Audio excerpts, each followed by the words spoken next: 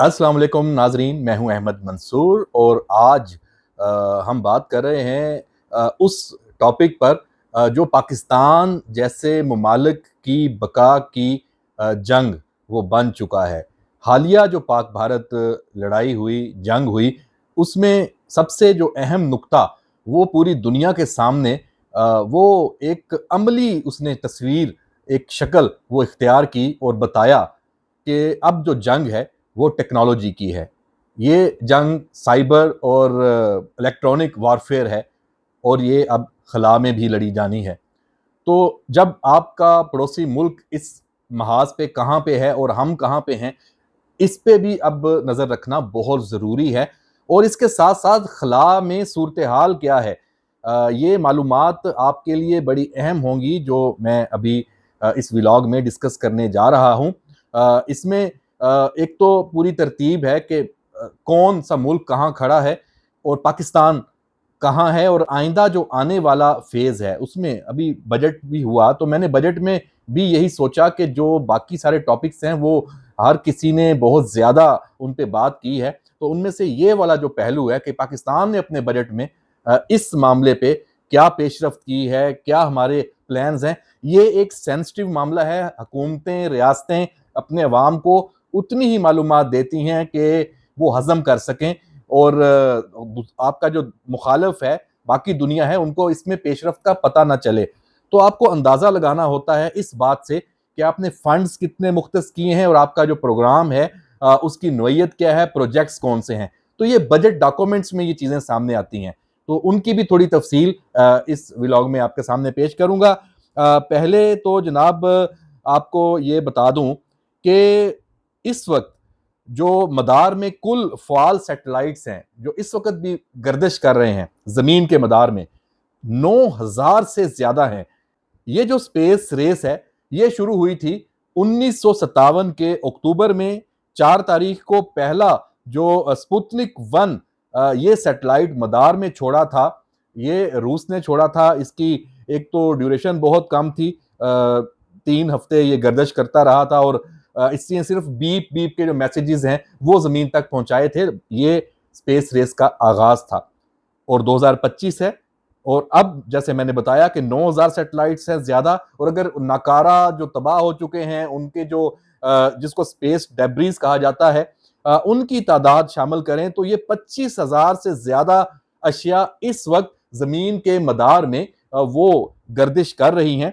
और इसमें दिलचस्प बात यह है कि 2 तो इसमें ममालिक हैं जिनकी नंबरिंग है। सबसे ज़्यादा सैटेलाइट्स अमेरिका के हैं और चीन दूसरे नंबर पे है। अभी आपको तादाद बताऊंगा तो आप हैरान रह जाएंगे कि इसमें जो तीसरे नंबर पर वो एलोन मस्क का जो स्टारलिंक प्रोग्राम है वो आ गया है, और उसके हजारों सैटेलाइट हैं इस वक्त। जैसे उसने इंटरनेट पूरी दुनिया में पहुंचाने का वो एक प्लान वो लॉन्च किया हुआ है, और हिमालय की चोटी है या थर के जो रेगिस्तान है वहां उसका नेट है वो दस्तयाब हो सकता है। और अब ये जो ममालिक हैं या प्राइवेट कंपनियां हैं, कमर्शियल सैटेलाइट्स भी अब इसमें हैं, उनकी आपको अगर तादाद बताएं, अमेरिका के कितने हैं जी? 4,500। इसमें फौजी जो नोयत के भी हैं, और इसमें जो ज़राअत हो गया, इंफॉर्मेशन जो टेक्नोलॉजी हो गई, साइंस हो गई, उससे रिलेटेड ये भी हैं, और मीडिया, और जैसे आपको पता है कि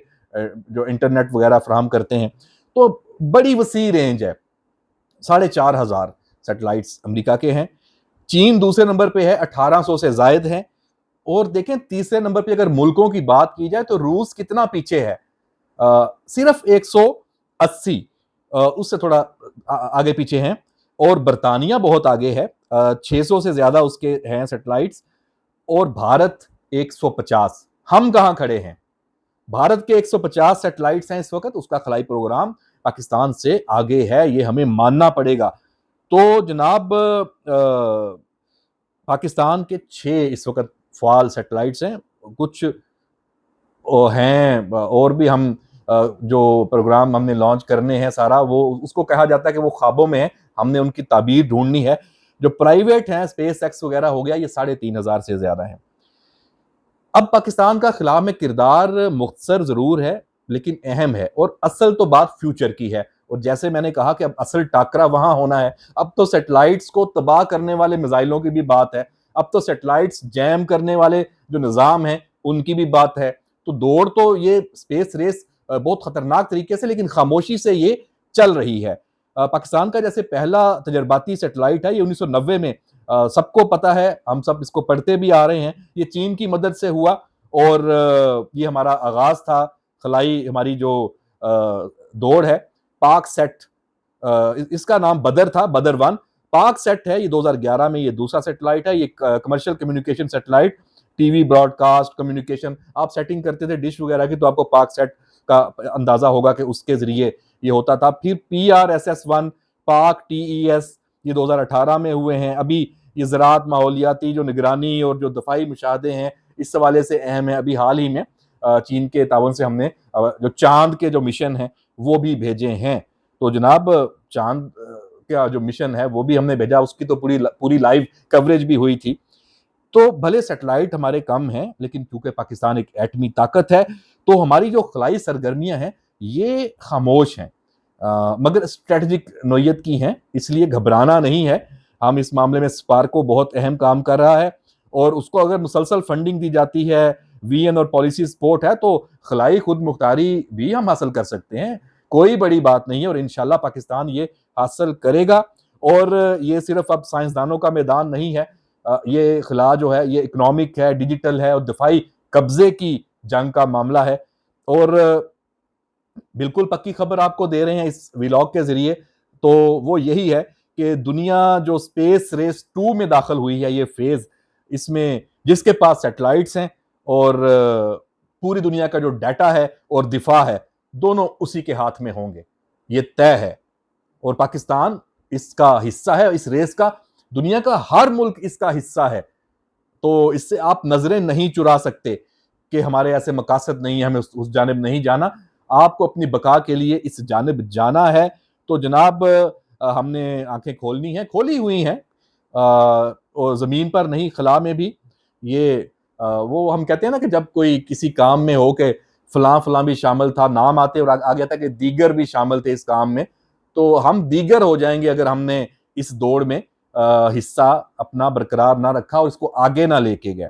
تو اس میں بہرحال اچھی اور پکی خبر یہی ہے کہ جو ہمارا اگلا یہ مالی سال ہے اس میں 24 ارب روپے براہ راست وہ جناب اسپارکو اور اس کے جو خلائی منصوبے ہیں اس کے لیے رکھے گئے ہیں. یہ جو ابھی بجٹ پیش ہوا ہے اور اس میں جو چند خاص پروگرام شامل ہیں اس میں 600 ملین روپے ایک پاکستانی کو خلا میں بھیجنے کی تیاری ہے.